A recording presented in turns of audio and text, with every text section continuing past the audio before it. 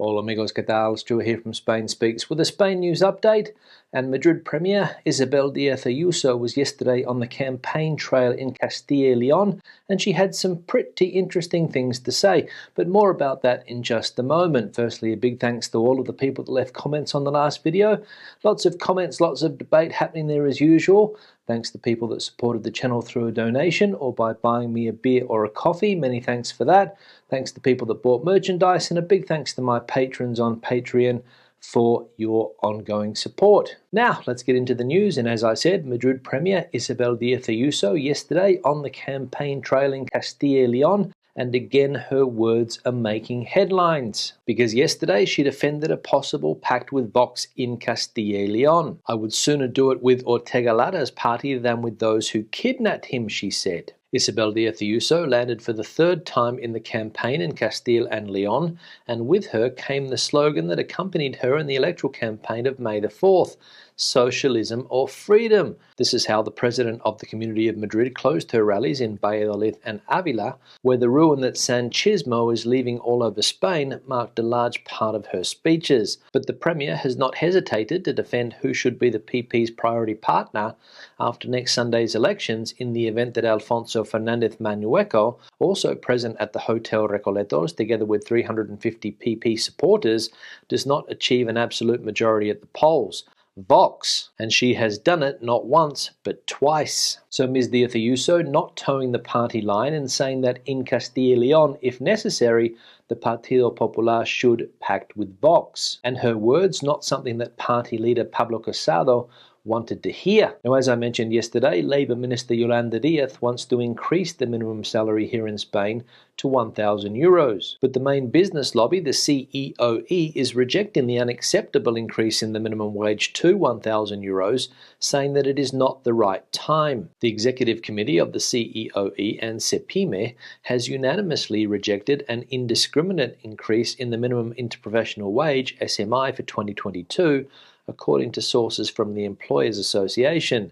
The increase would mean a serious risk for employment and for unskilled jobs. The Executive Committee of the Employers Association, in an extraordinary meeting, thus rejects the proposed increase in the minimum interprofessional wage proposed by the Ministry of Labour, which wants to raise it to €1,000 gross per month, €35 above the €965 currently in force. So unacceptable, the word used by the Employers Association here, to increase the minimum salary to €1,000 in 2022, arguing that it is a serious risk for employment and for unskilled jobs. Now, newspaper El Mundo yesterday published its annual list of the richest people here in Spain. No changes at the top compared to last year, with the number one spot going to the Inditex owner Amancio Ortega. But one interesting fact was taken from the list, and it relates to the autonomous community of Murcia. And as we can see from this headline, Murcia, how rich you are.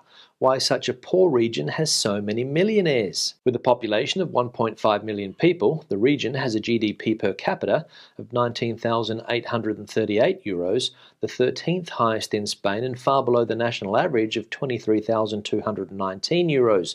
Yet Murcia is home to at least 25 fortunes exceeding €100 million, a figure unworthy of its size, population, and above all, its economy. According to calculations by the Union of Treasury Ministry Technicians, an average worker in Murcia would have to save his entire salary for 203 years without spending a single euro to reach the wealth declared by his wealthier fellow countrymen. So, there we go, an interesting fact.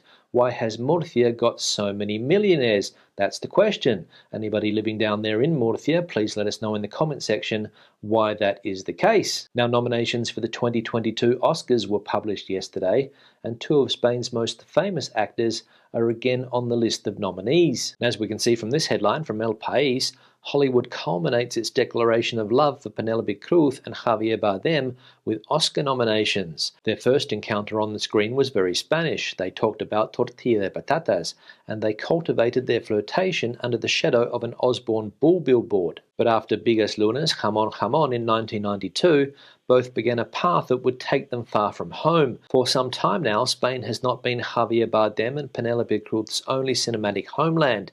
And although they have filmed and received acclaim halfway around the world, Hollywood boasts that it is something of a second home to them. The US filmmaker has adopted them and gives them the treatment of big stars. It hires them whenever it can, invites them to its parties and talk shows, and above all, it rewards them. So good luck to that couple, Penelope Cruz and Javier Bardem, and let's see if they can walk away with another couple of Oscars. Now, the Council of Ministers yesterday met to discuss the outdoor mask wearing rule, and the good news is that as of tomorrow, it's going away. And as we can see here, Spain ends mask mandate outdoors as coronavirus surge ebbs. Spain is scrapping a mandate to wear masks outdoors as COVID-19 infection rates drop and hospitals report lower admissions. Mask wearing will not be necessary outside beginning Thursday, government spokeswoman Isabel Rodriguez said Tuesday after a weekly cabinet meeting.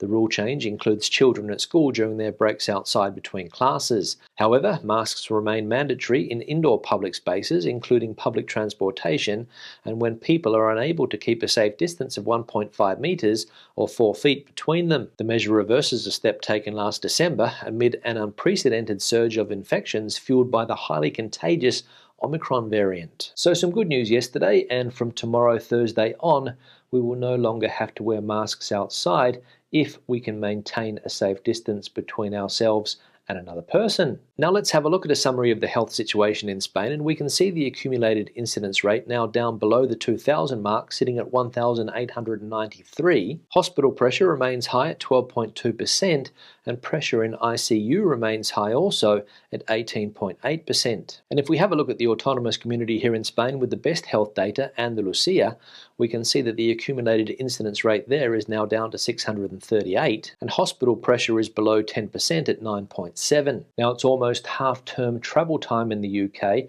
and unfortunately for Spain, things are not looking good, because as we can see from this headline from the BBC, UK families are avoiding Spain over jab rules. Many UK families have cancelled half-term trips to mainland Spain and the Canary Islands because children over 12 must be double vaccinated to enter. Hoteliers in the islands say that the restrictions have lost them millions of pounds worth of trade.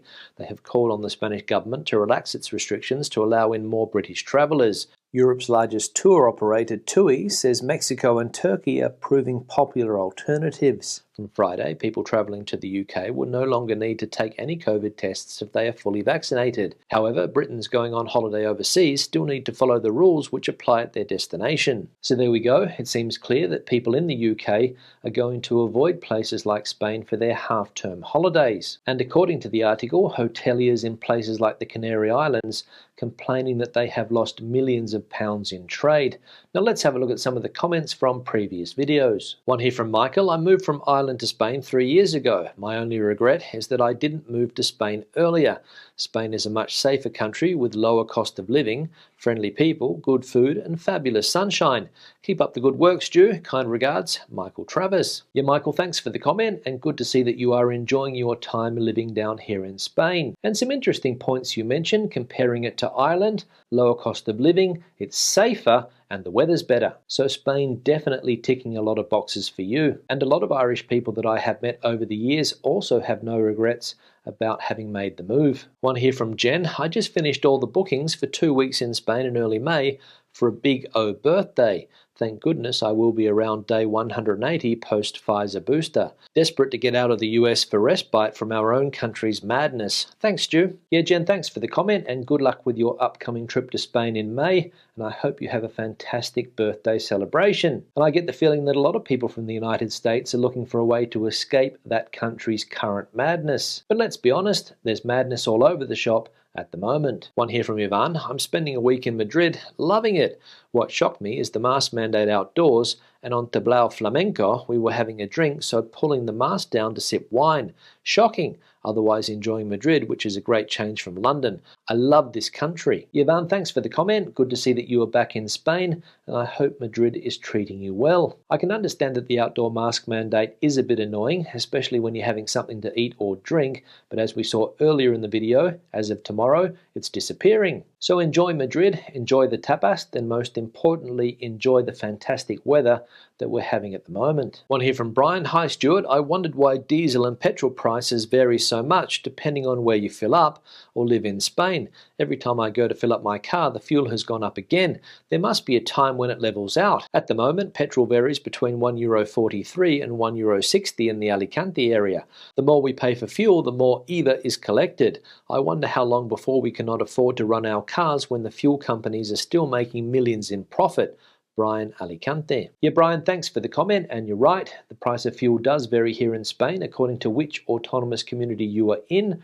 The price of fuel in Madrid is not the same as the price of fuel in Castilla-La Mancha, which is a neighbouring autonomous community. So go figure. And I imagine it's because different autonomous communities have different taxes on fuel, apart from the state taxes, that is. And there's also a lot of low-cost petrol stations around the country now, and the difference in price between those petrol stations and the traditional petrol stations, for example Repsol, Cepsa and the like, can be great. So always a good idea to get one of those fuel apps on your phone that tells you where the cheapest petrol stations are in your area. One here from Chasing the Dream, €2 an hour for an English lesson. Surely that's not on a one-to-one basis. That would be for each student on an average of 15 to a lesson. Yeah, Chasing the Dream, thanks for the comment, and obviously related to something that I mentioned the other day, that there are English teachers on the internet offering their services for as little as €2 an hour. And the classes that the person that I showed was offering were on a one-to-one basis, unfortunately. So it just goes to show how the global economy is affecting the sector that I have been working in for the last 22 years. One here from Richard, what's the news on the Spain vaccine passport? I'm not a resident and don't know if they will accept our New York Excelsior pass when we come back to our apartment in Altea. Yeah, Richard, thanks for the comment, and sorry that I didn't highlight your comment in the live stream yesterday. The comments were coming through so thick and fast that yours unfortunately slipped under my radar. And when it comes to COVID passports here in Spain, as we know, there are different rules and regulations in place according to the autonomous community that you are in. For example, here in Madrid, there is no requirement for a COVID passport, but in places like Catalonia, there was a requirement for COVID passports to enter bars and restaurants and the like. And I think in Valencia, there is still a requirement in place. But the general trend has been since the end of January for many autonomous communities to ditch the COVID passport rule. For example, Cantabria, Asturias, I think have got rid of the rule, but in Valencia, I'm not sure if they're going to get rid of it or when they're going to get rid of it. Because as we know, the Valencian community has been one of the strictest autonomous communities here in Spain with rules and regulations. So if I hear any news on the topic, I'll let you know. And finally, one here from Sally. I'm a pensioner in Andalusia and live well on €650 per month. I do, however, own my own home and car. No debts. Sally. Yes, Sally, thanks for the comment, and referring to another comment that popped up during the live stream yesterday. Michael, I think it was, asked what a suitable living wage would be here in Spain, and I said that it depended where you are in this country. For example, here in Madrid, I think you need around €1,600 a month to live well, especially if you have a mortgage or you're paying rent and you like to go out and enjoy yourself. Another person said €1,000 was enough, and somebody even said that they get by on €350 a month. But again, it all depends where you are and what your monthly expenses are like. And you, Sally, as you say, on €650 a month, you live quite well down there in Andalusia. On that note, I'll wrap the video up. There's going to be another live stream tomorrow at around 7 p.m. Madrid time, so hopefully I'll see you guys there. Questions and comments, please leave them in the section below. Debate the video out as you normally do. Give it a thumbs up if you liked it, thumbs down if you didn't. I'll see you tomorrow. Hasta luego.